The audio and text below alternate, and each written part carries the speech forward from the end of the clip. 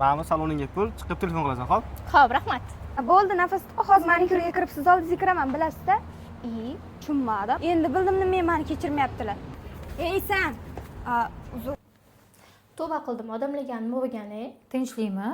Yuzim yopilarmikan ha? Kelinimiz yuzlaridan xijolat bo'lib yopilarmikan deb ne o'ylovlarda kelibdilar. Bularni o'z texnikamga ishonib yuzlarini yopib berishga harakat qildim va bu esa Allohning eng suygan bandalariga berilgan go'zallikdir deb ishimni boshladim. Qizlarjonlar, sizlar uchun challenge e'lon qilaman. Har 2 haftada yuzda muammosi bo'lgan qizlar uchun makiyaj tekin bo'ladi. Xohlovchilar kommentariyada yozib qoldiring. Tayyorsiz, ko'ringchi. Voy.